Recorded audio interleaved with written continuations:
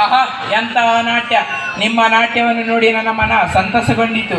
ತೆಗೆದುಕೊಳ್ಳಿ ಬಹುಮಾನವನ್ನು. ಊಟಕ್ಕೆ ಗತಿ ಇಲ್ಲದವರಿಗೆ ದೊಡ್ಡ ಆನೆ ಕೊಟ್ಟರೆ ಏನು ಉಪಯೋಗ ಮಹಾರಾಜ?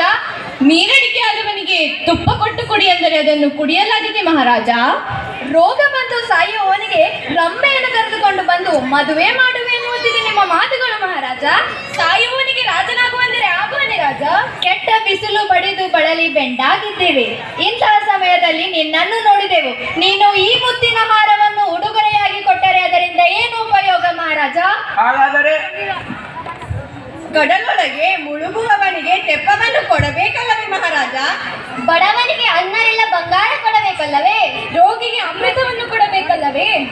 ಇವರು ಕೇಳಿದ್ದು ನೀನು ಕೊಟ್ಟರೆ ಅವರು ನಿನ್ನನ್ನು ಹೆಜ್ಜೆ ಹೆಜ್ಜೆಗೂ ನೆನೆದು ಸಂತೋಷದಿಂದ ಇರುವರಲ್ಲವೇ? ಹಾಗೆಯೇ ನಾವೆಲ್ಲ ಈ ಬಿಸಿಲಿನಲ್ಲಿ ಹಾಡಿ ನೃತ್ಯ ಮಾಡಿ ನಿನ್ನನ್ನು ಸಂತೋಷಗೊಳಿಸಿದ್ದೇವೆ.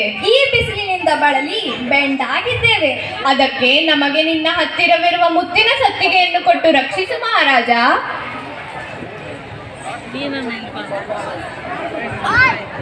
ಈ ಮುತ್ತಿನ ಸತ್ತಿಗೆ ಸೂರ್ಯಾಂಶಕ್ಕೆ ಮಾತ್ರ ಸೀಮಿತ. ಸೂರ್ಯವಂಶದಲ್ಲಿ ಜನಿಸಿರುವ ರಾಜನಿಗೆ ಪಟ್ಟವನ್ನು ಕಟ್ಟುವಾಗ ಈ ಮುತ್ತಿನ ಸತ್ತಿಗೆರೆದಿದ್ದರೆ ಅವನು ರಾಜನಾಗಲು ಅರ್ಹನಲ್ಲ. ಯುದ್ಧ ಭೂಮಿಯಲ್ಲಿ ಈ ಮುತ್ತಿನ ಸತ್ತಿಗೆಯನ್ನು ನೋಡಿದರೆ ಸಾಕು, ವೈರಿಗಳು ಓಡಿ ಹೋಗುವರು. ನಮ್ಮ ಪ್ರಜೆಗಳು ಈ ಮುತ್ತಿನ ಸತ್ತಿಗೆ ಕೆಳಗೆ ಇದ್ದರೆ ಅವರಿಗೆ ರೋಗ, ಸೋಲು, ಅಪಕೀರ್ತಿ, ಬಡತನ ಇವು ಯಾವುವು ಬರುವುದಿಲ್ಲ. ಇದನ್ನೆಲ್ಲ ತಿಳಿದು ಇದನ್ನು ನೀವು ಬೇಡಬಹುದೇ? ಹೇಳು ಹೇಳು. ಮತ್ತೆ ಅದಲ್ಲದೆ ಪ್ರೀತಿಯಿಂದ ಏನಾದರೂ ಕೇಳಿದಾಗ ಅದನ್ನು ಕೊಡಬಹುದು, ಇಲ್ಲ ಬಿಡಬಹುದು.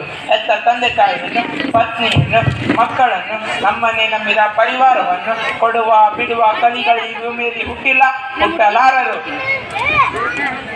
ನೀ ಹೇಳುವ ಅಷ್ಟರೊಳಗೆ ನಾವೇನಾದರೂ ಕೇಳಿದರೆ ಅದನ್ನು ಕೊಡಬೇಡ ರಾಜ. ಆದರೆ ನಾವು ಕೇಳಿದ್ದು